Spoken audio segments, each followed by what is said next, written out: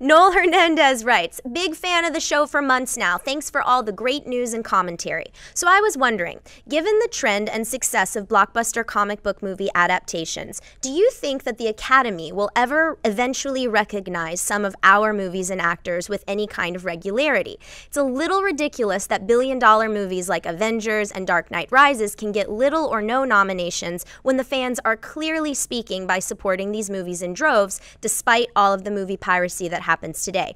I think it's high time for the old school Academy to catch up and give these movies a chance to vote with an open mind. Thank you so much for the question. And no, this is a debate I have to have with friends of mine quite often, because as you know, if you watch a show, you know I'm a huge comic book movie fan. I'm a huge genre movie fan. It's what I spend most of my time talking about and obsessing about and dreaming about. I won't go into all that.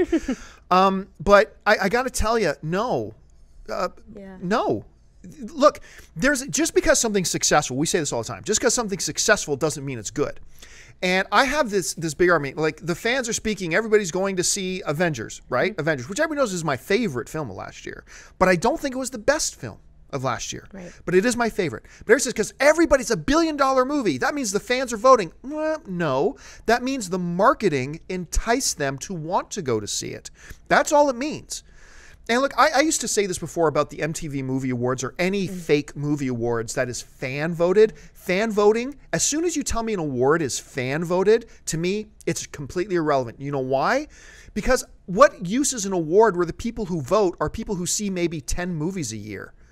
Do I want an award where the people who are voting on it are people who see 10 movies a year when there's 400 movies? Right. Do I want a guy voting on who's the best NBA player in the league who only watches one team? Right. It makes no sense. So no. And look, the whole idea that they had, that they never credit genre films. Look, about a few years ago, once again, me saying something unpopular. I'm going to read this to you. A few years ago, I wrote when The Dark Knight came out and wasn't nominated for an Academy Award. A lot of people got their panties in a twist and got very upset.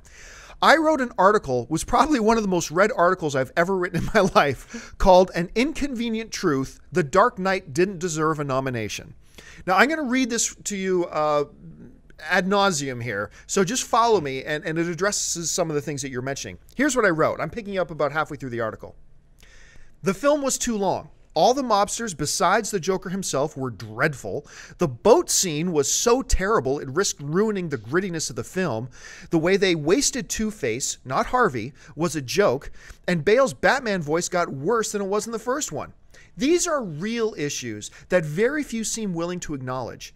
Just a few too many things, again in my opinion, to make it a lock for an Oscar nomination.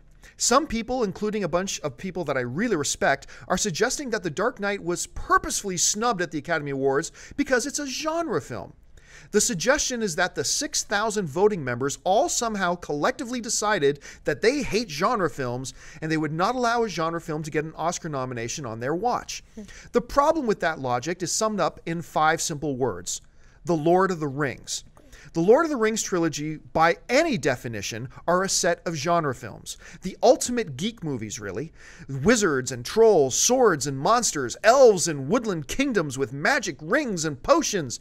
That sounds like my Saturday nights. Anyway, the Lord of the Rings films are geek genre films, and yet all 3 of them got nominated for Best Picture, and The Return of the King tied the record for most Oscar wins by taking home 11 awards, winning in every single category it was nominated for.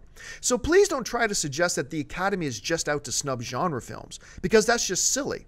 The Oscar is a tough award to win. Over 4,000 full-length feature films were produced last year in the U.S., and of those 4,000 plus movies, only 5 can be nominated. At the time, those were the rules. Add on top of that the fact that film is subjective, and each member of the Academy will have a slightly different view from the next. There can only be 5, and The Dark Knight wasn't one of them. All things considered, I don't think it's all that surprising, all that unjust, and realistically was not a snub in the least.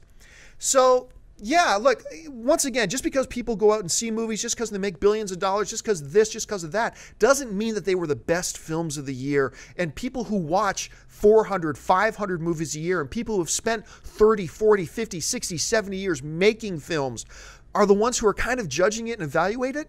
I take their opinions over our opinions as fans any day of the week when putting these things together. And The Lord of the Rings does prove that they're not out to snub genre films. They're just not. That's my opinion on it at any rate. I know a lot of you guys have different opinions. I'm sure Schnepp has a different opinion, except for the fact that he always agrees with me about everything. So Schnepp, what do you think about this? Like, should the Academy just, in principle alone, start nominating more comic book films just because they're successful?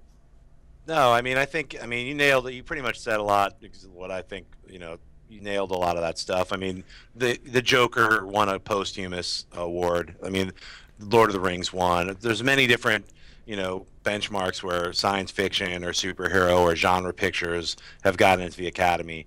But there's also a thing about you got to kind of stump for the Oscars. The Avengers was on one ballot because Marvel didn't do any advertising for the Oscars. So that's another thing that plays heavily into the voting scenario for the Oscars, is even though like professionals vote for the Oscars, like, everyone in the WGA, everyone in SAG, everyone in the DGA, all the writers and the actors, everyone votes for the Oscars, but they have to be, so many movies come out in one year that really the Academy has to send out all these DVDs to remind you about, like, oh, remember this movie that came out in October? Check it out. Watch it again. Vote for it. So Marvel didn't do that for the Avengers. They didn't do any advertising. So that's another reason that falls into, like, hey, they got one vote. They got one nomination.